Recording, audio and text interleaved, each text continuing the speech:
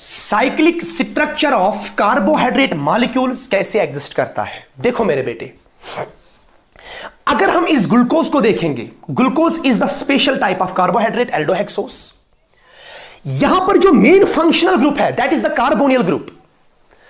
कार्बोनियल group हमने पढ़ा है इसका nature. Carbonyl groups are polar in nature, यानी बेटे यहां पे आता है डेल्टा नेगेटिव चार्ज, यहां पे आता है डेल्टा पॉजिटिव चार्ज।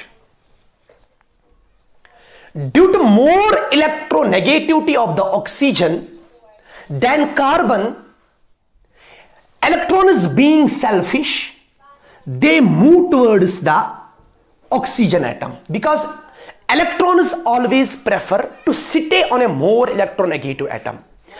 तो this is the reason that this carbonyl group is polar in nature. ये पोलर होता है बेटे। पोलर के साथ साथ यहां पर डबल बॉन्ड है, यानी डबल बॉन्ड का मतलब it is susceptible to the addition reaction. अब यहां पे देखो बेटे, in organic chemistry carbon bearing positive charge is basically known as nucleus. जिस भी एटम को या ग्रुप ऑफ एटम्स को इस न्यूक्लियस की एफिनिटी होगी उसको कहा जाता है nucleophile. Nucleophile means electron rich molecule और इलेक्ट्रॉन रिच एटम। यहां पर देखो, ऑक्सीजन पे लोन पेयर, ऑक्सीजन पे लोन पेयर, ऑक्सीजन पे लोन पेयर, यहां पर भी लोन पेयर और यहां पर भी दो दो लोन पेयर है बेटे। यानी एक ही मॉलिक्यूल में इलेक्ट्रॉन रिच सेंटर्स और एक ही मॉलिक्यूल में इलेक्ट्रॉन डेफिशिएंट सेंटर। यानी जिस कार्बोनियल ग्रुप का जो कार्बन एटम होता है बेटे, it is basically the nucleophilic centre, it is susceptible to the nucleophilic attack. और न्यूक्लियोफाइल देखो बेटे, इलेक्ट्रॉन रिच सेंटर्स, एक ही मॉलिक्यूल में न्यूक्लियोफाइल, एक ही मॉलिक्यूल में न्यूक्लियोफिलिक सेंटर। गुबरमान अगर एक्सी मॉलिक्यूलस मज न्यूक्लियोफिलिक सेंटर तिशु आसन तो न्यूक्लियोफाइल तिशु आसन, there will happen always an intra molecular reaction, यानी मॉलिक्यूलस अंदर की निकल गुबरमान रिएक्शन। इस इंट्रा मॉलिक्यूलर रिएक्शन में मैंने आपको बोला है intra molecular reactions are favoured by cyclization, तो वहां पे बनती है बेटे साइक्लिक रिंग्स। इन जनरल अगर हम बात करेंगे, intra molecular reactions are favoured by cyclisation. था सको बड़ी में ध्यान, nucleophilic centre nucleophile, nucleophilic centre और न्यूक्लियोफाइल, यहां पर होगी intramolecular nucleophilic addition. Intramolecular nucleophilic addition क्यों होगी? हमने पढ़ा है carbonyl groups are susceptible to the nucleophilic addition. इन पे न्यूक्लियोफिलिक एडिशन होती है due to presence of pi bond. ये अटैक करेगा बेटे, ये पाई बॉन्ड शिफ्ट हो जाएगा। जब ये वाला न्यूक्लियोफाइल अटैक करेगा इसके ऊपर, यहां पर बनेगी 3 मेंबर की रिंग, 1 2 3। जब 3 मेंबर की रिंग बनती है बेटे, 3 मेंबर रिंग में हमने जीओसी का पहला लेक्चर पढ़ा है। 3 मेंबर रिंग जिस भी रिएक्शन में बनता है, इस 3 मेंबर रिंग में होता है बेटे angle strain. Due to very high angle strain in the 3 member ring, this nucleophilic attack is not favoured. बेटे ये कोशिश करता है यहां जाने के लिए, लेकिन A gives B itself and B is more stable than A. A चुकसन गुबर तेली बीएस मस्त तब्दील बी चुकसन ज्यादा स्टेबल देन ए गुबर में। जब ये वाला न्यूक्लियोफाइल अटैक करेगा, इस न्यूक्लियोफाइल अटैक होने की वजह से यहां पर बनती है 3 membered ring which is not favoured. उसके बाद अगर ये वाला न्यूक्लियोफाइल अटैक करेगा बेटे, इस न्यूक्लियोफिलिक अटैक से बनती है मेरे बेटे 4 मेंबर रिंग। क्या बनती है बेटे? 4 मेंबर रिंग। 4 मेंबर रिंग में होता है बॉन्ड एंगल 90 डिग्री।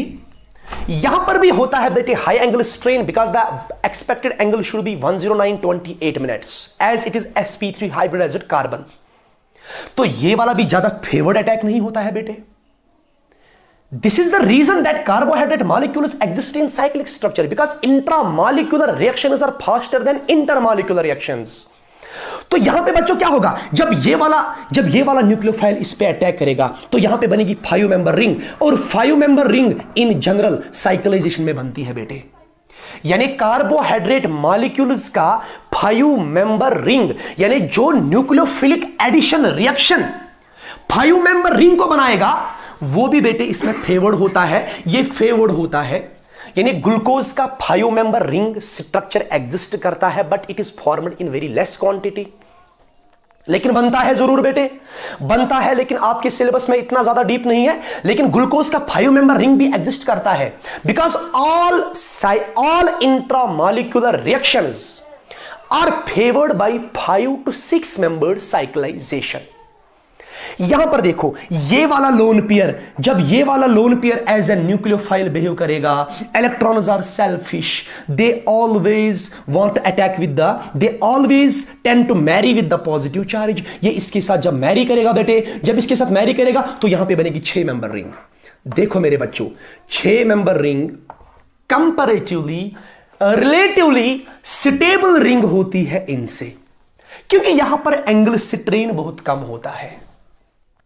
ये 6 नंबर रिंग जब बनाएगा, आपने स्टीरियो केमिस्ट्री में पढ़ा है बच्चों, 6 मेंबर रिंग जब बनती है उसमें फिर होती है flipping. Due to flipping we get chair form, twist boat, तो बहुत सारे फॉर्म्स बनते हैं, लेकिन वो हम आगे डिस्कस करेंगे बेटे। ग्लूकोज का चेयर स्ट्रक्चर कैसा होता है, ग्लूकोज का ट्विस्ट बोट कैसा होता है। लेकिन यहां पे ये वाला अटैक सबसे फेवरेबल अटैक है। इंट्रामॉलिक्यूलर न्यूक्लियोफिलिक एडिशन इस लोन पेयर से होती है। सर यहां से तो 7 मेंबर रिंग बनेगी अगर ये वाला करेगा, लेकिन 7 मेंबर रिंग में भी होता है थोड़ा सा angle strain greater than the 6 member ring. Bond angle ज्यादा गसुन या बॉन्ड एंगल कम गसुन than the expected value, that is basically the angle strain which is explain on the base of Baeyer strain theory, जो हमने GOC में discuss किया था। तो 6 मेंबर रिंग चार्सन बेटा favourable attack in the aldohexose molecules. Attack के बाद मेरे बेटे अब थोड़ा सा ध्यान दो, जब ये इंट्रामॉलिक्यूलर न्यूक्लियोफिलिक एडिशन करेगा, the carbonyl carbon is basically sp2 hybridiser and it is planar. हमने रिएक्शन मैकेनिज्म में पढ़ा है, जब भी मेरे बेटे किसी भी sp2 हाइब्रिडाइज्ड एटम पे कोई भी अटैक होता है, कोई भी रिएक्शन होती है, तो यहां पर ये प्लेनर होता है। प्लेनर चीज पे अटैक होने के 2 चांसेस होते हैं, 2 प्रोबेबिलिटी होते हैं बेटे। एक बारी में ये अटैक करेगा अबोव द प्लेन, क्योंकि p ऑर्बिटल जो है इस डबल बॉन्ड इसको डाइवोर्स करना है और नया सिग्मा बॉन्ड बनेगा यहां पे बेटे। एडिशन रिएक्शन है। जब ये पाई बॉन्ड ब्रेक करेगा, जो इसका p ऑर्बिटल होगा, p ऑर्बिटल होता है बेसिकली डबल डंबल, तो p ऑर्बिटल में अटैक होने के चांसेस 2 होते हैं। इधर it will attack above the plane और it will attack below the plane. यानी यहां पर 2 पॉसिबिलिटीज है, because it is sp2 hybridised carbon atom. देखो बेटे, जब ये अटैक करेगा तो हम यहां से दिखाएंगे इंट्रामॉलिक्यूलर न्यूक्लियोफिलिक एडिशन, यही होता है इस रिएक्शन का RDS, रेट डिटरमाइनिंग स्टेप। ये पाई बॉन्ड हो जाएगा shift towards more electronegative atom which is known as electromeric effect. ये RDS होता है बहुत स्लो होता है, because bond angle changes from 120 to 109, there occurs decrease in the bond angle, therefore it is very slow setup and it is the rate determining step of this reaction. Attack होने के बाद जब ये अपना lone pair donate करेगा, इस पे आएगा positive charge. Oxygen is more electronegative atom और इसी मोर इलेक्ट्रोनेगेटिव एटम पे आया positive charge. Positive charge increases tremendous amount of electronegativity. उसका मतलब बेटे जो ये H पॉजिटिव है ये खुद लीव करेगा, और जो ये पाई बॉन्ड यहां पे शिफ्ट हुआ इस पे आया O नेगेटिव, तो ये इस H पॉजिटिव को यही इसी मीडियम में गेन करेगा बेटे। यानी ये बनेगा OH और ये बनेगा सिंपली O। और यहां पर कितने मेंबर की रिंग बनेगी बेटे वो आप देखो। ये गो carbonyl, it is a standard Fischer, तो नंबरिंग हमेशा इससे यहां से करते हैं, टॉप से नंबरिंग करते हैं बेटे। This is 1, this is 2, this is 3, this is 4, this is 5 and this is 6।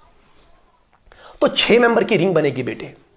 लेकिन ये sp2 कार्बन एटम के ऊपर थोड़ा सा ध्यान दो। देखो मेरे बेटे, अगर अबोव द प्लेन अटैक हुआ, सपोज ये OH आ गया राइट साइड में, अगर बिलो द प्लेन अटैक किया तो ये OH चला जाएगा लेफ्ट साइड में। देयर आर 2 पॉसिबिलिटीज, 2 एनोमर्स बनेंगे बेटे यहां पे, वो आप देखो कैसे बनेंगे।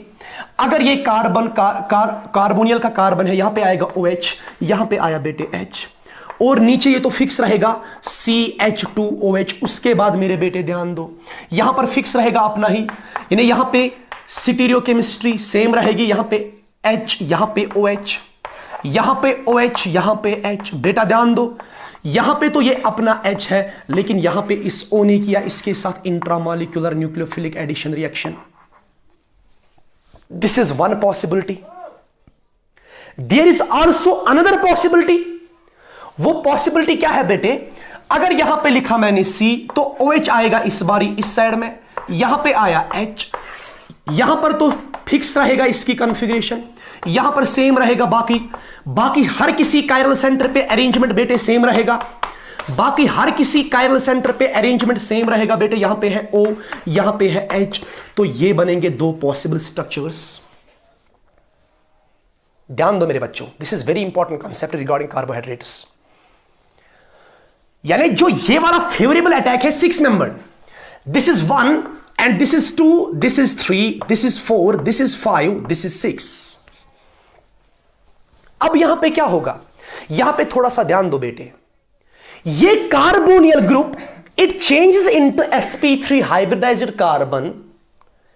यानी यहां पे बेटे एक कायरल सेंटर बना, लेकिन अगर हम इसको अच्छे से देखेंगे, इस कार्बन पे जुड़ा है OH, इस कार्बन को जुड़ा है OR। याद करो बेटे कार्बोनियल कंपाउंड का रिएक्शन, अगर एक ही मॉलिक्यूल एक ही कार्बन पे होगा OH, एक ही कार्बन पे होगा OR, इसको बोलते हैं बेटे हेमीएसिटल। यानी cyclic structure of carbohydrates is basically the hemiacetal form. यानी जब कार्बोहाइड्रेट साइक्लिक स्ट्रक्चर में एग्जिस्ट करते हैं, ये कार्बोनियल ग्रुप कार्बोनियल नहीं रहता है, it changes into the hemiacetal. इसीलिए मेरे बच्चों ये ग्लूकोज मॉलिक्यूल कार्बोनियल कंपाउंड उसके कुछ ही रिएक्शन शो करता है और कुछ रिएक्शन शो नहीं करता है। क्यों? क्योंकि यहां पर carbonyl group changes into the hemiacetal form. Hemiacetal ही रीजन होता है फॉर द म्यूटा रोटेशन, वो हम आगे डिस्कस करेंगे बेटे। लेकिन यहां पर ध्यान दो, जो ये कार्बोनियल का कार्बन है, यहां पर इंट्रामॉलिक्यूलर न्यूक्लियोफिलिक एडिशन के बाद दो पॉसिबल स्ट्रक्चर बन गए। बाकी हर किसी कायरल सेंटर पे अरेंजमेंट सेम है, लेकिन मात्र इस कायरल सेंटर पे अरेंजमेंट चेंज हुआ। In carbohydrate chemistry, carbon atom of aldehyde और carbon atom of ketone is known as anomeric carbon. यानी anomeric carbon, it is anomeric carbon. पूरा ध्यान दो बेटे, हमने स्टीरियोकेमिस्ट्री डिस्कस किया है। दोज ऑप्टिकल आइसोमर्स, क्योंकि यहां पर अंतर है arrangement, there is a difference in the arrangement of H and OH। Chiral centre पे अरेंजमेंट का चेंज होना is very important regarding stereochemistry. It is anomeric carbon, it is also anomeric carbon.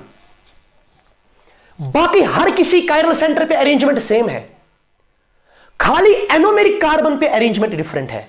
Those optical isomers in which there is a difference in the arrangement of H and OH at anomeric carbon, these two are basically known as anomers।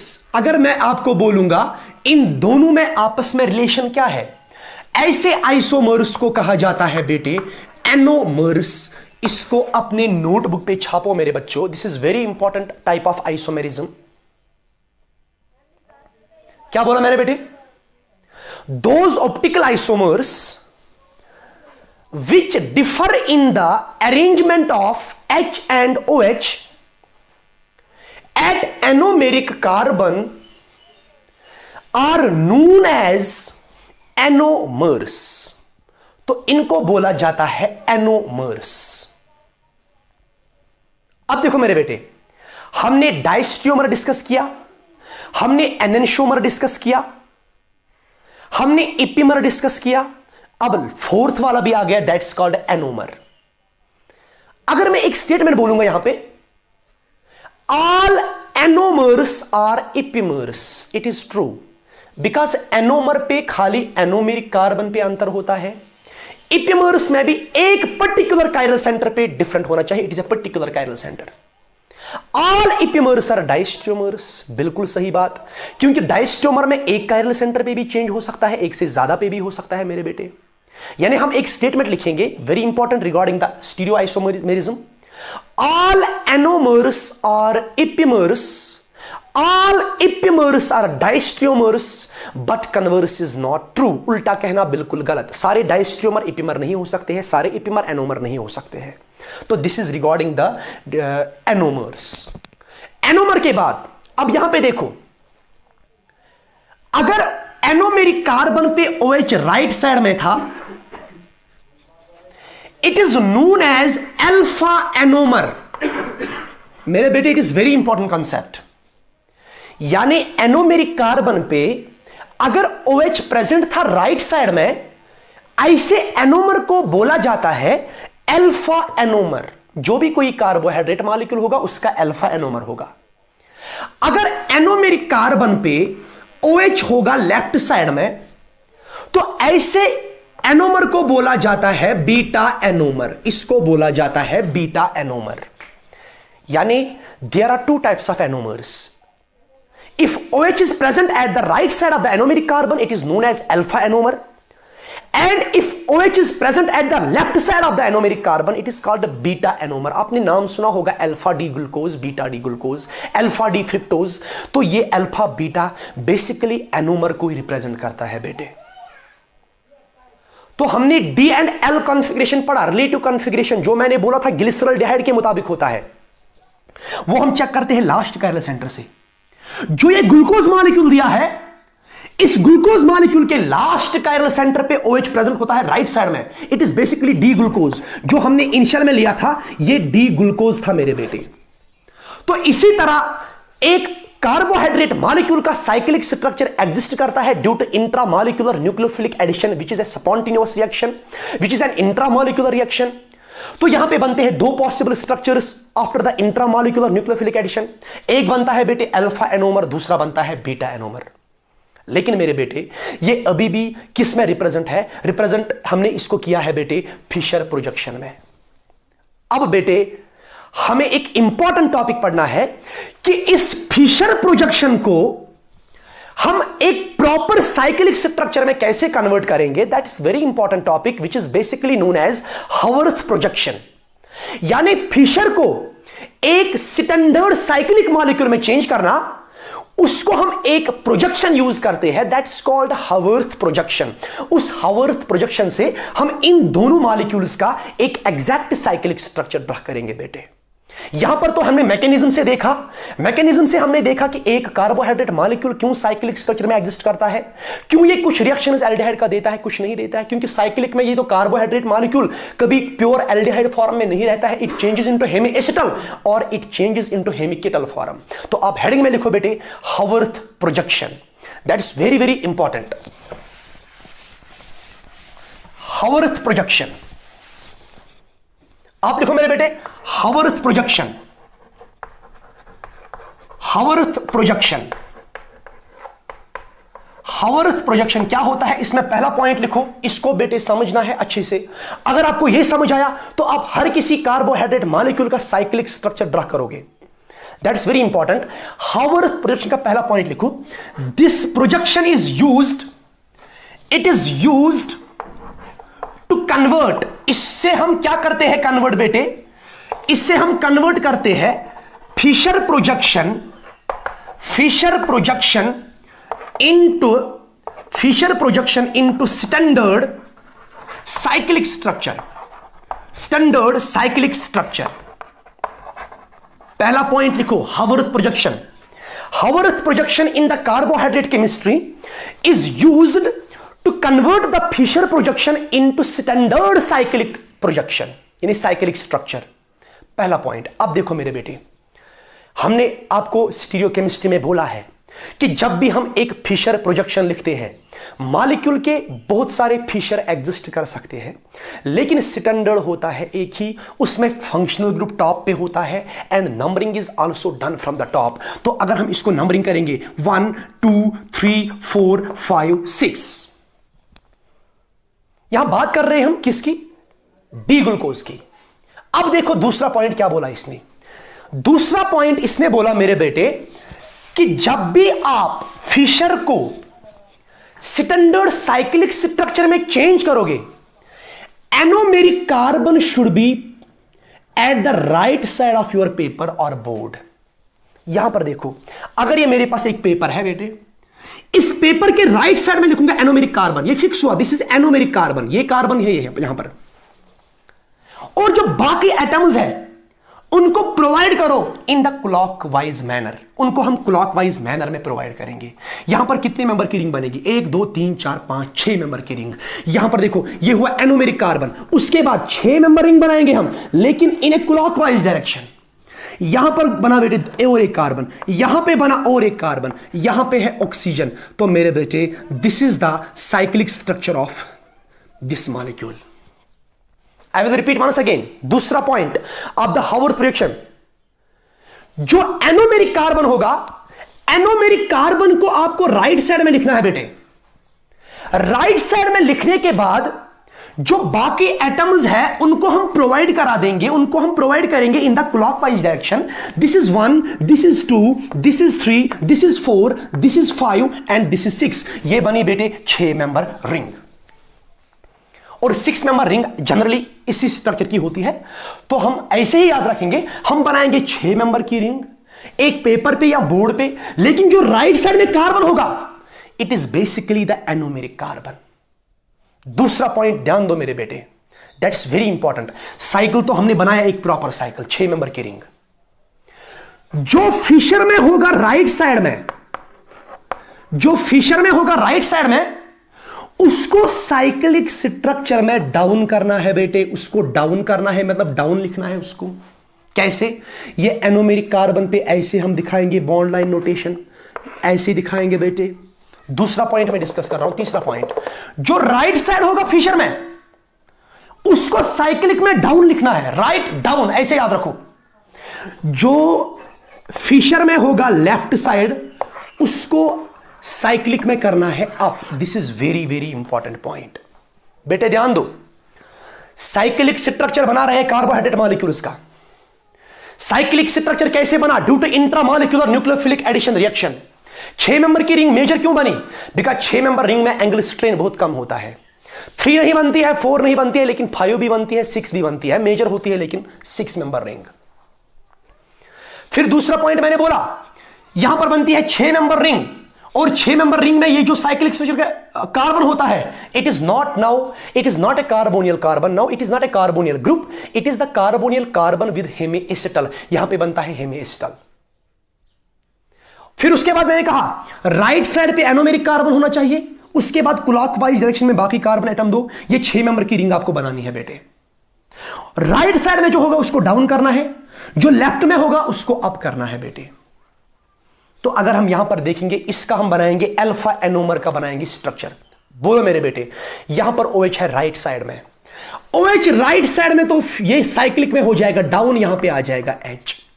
यहां पर OH right side में, यहां हो जाएगा OH down, यहां पर आ जाएगा H up. यहां पर है H राइट साइड में, यहां पर H है राइट साइड में बेटे, OH है लेफ्ट साइड में। यहां पर OH है बेटे राइट साइड में, ये हो जाएगा डाउन, यहां पर हो जाएगा up. Now last point, this is very important, Haworth projection का लास्ट पॉइंट। जब आप 5th कार्बन पे जाओगे, यहां पर जुड़ा है H और जुड़ा है CH2OH। लास्ट कायरल सेंटर पे जब हम जाते हैं बेटे, अगर आपने कार्बोहाइड्रेट जो लिया है, if that was the D configuration, अगर उस कार्बोहाइड्रेट मॉलिक्यूल की कॉन्फ़िगरेशन डी कॉन्फ़िगरेशन थी, डी मींस हमने पढ़ा है DL relatively with respect to glyceraldehyde, यानी मेरे बेटे जो हमने लिया था कार्बोहाइड्रेट, जो हमने ग्लूकोज लिया था, उसमें OH राइट साइड पे था, तो वो डी ग्लूकोज था। अगर कार्बोहाइड्रेट मॉलिक्यूल डी था, इसको लिखो, if carbohydrate molecule is D then CH2OH goes up. If carbohydrate molecule was of L configuration, then CH2OH goes down. These are the 3 important pointers regarding the Haworth projection. यहां हमने D glucose लिया था, तो जो ये CH2OH है ये up चला जाएगा, H चला जाएगा बेटे डाउन। तो यहां पर देखो CH2OH, यहां पर आया बेटे H, ये बना 6 member ring of the glucose. This is very very important concept of carbohydrates. तो अगर आपको साइक्लिक स्ट्रक्चर दिया होगा, यहां पर देखो एनोमेरिक कार्बन पे एक ही कार्बन पे जुड़ा OH, एक ही कार्बन पे जुड़ा OR, इसी को बोलते हैं हेमीएसिटल। बेटे कार्बोहाइड्रेट जो साइक्लिक स्ट्रक्चर में होते हैं वो हेमीएसिटल के फॉर्म में रहते हैं। जब ओपन चेन में होते हैं तो वहां पर एक प्योर कार्बोनियल दिखता है हमें, दैट्स बेसिकली कॉल्ड पॉलीहाइड्रोक्सिलेटेड एल्डिहाइड या पॉलीहाइड्रोक्सिलेटेड कीटोन, क्योंकि यहां पर तो पॉलीहाइड्रोक्सिलेटेड एल्डिहाइड है, इसलिए एल्डिहाइड के कुछ रिएक्शन शो करता है। लेकिन इंट्रामॉलिक्यूलर से तो बच नहीं सकता, because intramolecular reactions are faster than intermolecular reactions. यहां पर इंट्रामॉलिक्यूलर की वजह से बेटे बनता है साइक्लिक स्ट्रक्चर, उसको हमने स्टैंडर्ड भी बना दिया, तो इसकी वजह से साइक्लिक में रहता है हेमीएसिटल, इसीलिए ग्लूकोज कुछ रिएक्शन शो करता है एल्डिहाइड्स का, कुछ रिएक्शन शो नहीं करता है बेटी। ये आपको याद रखना है। एल्डोहेक्सोस अगर कोई भी दिया होगा, aldohexose means there are 4 chiral centres, जो हमने फर्स्ट लेक्चर में पढ़ा। 4 कायरल सेंटर मतलब उसमें होते हैं 16 ऑप्टिकल आइसोमर्स। 16 ऑप्टिकल आइसोमर में मैंने एक का बनाया cyclic, that is called glucose. हम बना सकते हैं मैनोज का, गैलेक्टोज का। यही सेम लॉजिक, यही सेम रीजन, हर किसी का साइक्लिक स्ट्रक्चर बेटे ऐसे ही बनेगा। यहां पर देखो, अगर आपको साइक्लिक दिया है, आपको पहचानना होगा इसका नाम। एनोमेरिक कार्बन पे down, down means right side, right side means it is alpha anomer. तो इसका अगर हम नेमिंग देंगे बेटे, इसका अगर हम नेम देंगे तो वो हम ऐसे लिखेंगे, इसका नाम it is basically alpha. Initially क्या था, it was D, it is alpha D glucose. देखो मेरे बेटे, it is alpha D glucose. लेकिन जब हम ऑर्गेनिक केमिस्ट्री में देखते हैं, ऑर्गेनिक केमिस्ट्री में अगर 6 मेंबर रिंग के बीच में आ गया ऑक्सीजन, 6 मेंबर रिंग के बीच में ऑक्सीजन का होना, that is basically known as pyranose ring और पायरानोस स्ट्रक्चर। देखो बेटे, ये 6 मेंबर रिंग होगी, बीच में आया ऑक्सीजन, अगर यही स्ट्रक्चर होता है, इसको बोला जाता है पायरानोस स्ट्रक्चर। यानी ग्लूकोज का जो स्ट्रक्चर होता है that is basically known as pyranose structure. तो इसीलिए टेक्स्ट पे इसका नाम इस तरीके से दिया है, alpha. Alpha means down, alpha D, D क्यों, क्योंकि लास्ट कायरल सेंटर पे CH2OH अप है। अल्फा डी ग्लूको पायरानोस, ये इसका नाम होता है बेटे, अल्फा डी ग्लूको पायरानोस। अगर हम इसका बीटा बनाएंगे, alpha and beta are anomers of each other. अगर हम इसका बीटा बनाएंगे, there is only change in the arrangement of H and OH, that is at the anomeric carbon. खाली यहां पे अरेंजमेंट का चेंज होगा बेटे, वो इसका बीटा आइसोमर बनेगा। वो कैसे बनाएंगे, सीधे 6 मेंबर की रिंग। अब याद ही रखेंगे बेटे, इस तरीके से होती है 6 member ring. Anomeric carbon right side पे होता है, ये एनोमेरिक कार्बन है बेटे, एनोमेरिक कार्बन पे OH राइट, यहां पे आ जाएगा बेटे अप, क्योंकि लेफ्ट में आ जाएगा। बाकी हर किसी कायरल सेंटर पे अरेंजमेंट सेम रहेगा बेटे, बाकी हर किसी कायरल सेंटर पे अरेंजमेंट सेम रहेगा। तो अगर हम इसका नाम देंगे बेटे, एनोमेरिक कार्बन पे OH है अप, तो इसको बोलेंगे बीटा डी। डी क्यों, ये ऊपर है, बीटा डी ग्लूको पायरानोस। तो ये है इसका cyclic structure. This is alpha D glucopyranose, this is beta D glucopyranose. These two molecules, these two cyclic structures only differ in the arrangement of H and OH at anomeric carbon, therefore they are known as anomers, alpha beta. तो आप try कर लेना बेटे, fructose molecule नहीं, fructose नहीं, आप try कर लेना बेटे गैलेक्टोज और मैनोज का साइक्लिक स्ट्रक्चर इसी तरह ड्रा करना, ये आपके लिए होमवर्क है। जो ये अल्फा बीटा हमने बनाया, ये अल्फा बीटा के बीच में रिलेशन कैसी होती है, अगर हम अल्फा को डिसॉल्व करेंगे सॉल्यूशन में तो बीटा कैसे मिलेगा, अगर बीटा को डिसॉल्व करेंगे अल्फा कैसे मिलेगा, वो हम नेक्स्ट क्लास में डिस्कस करेंगे बेटे। That is the concept of म्यूटा rotation.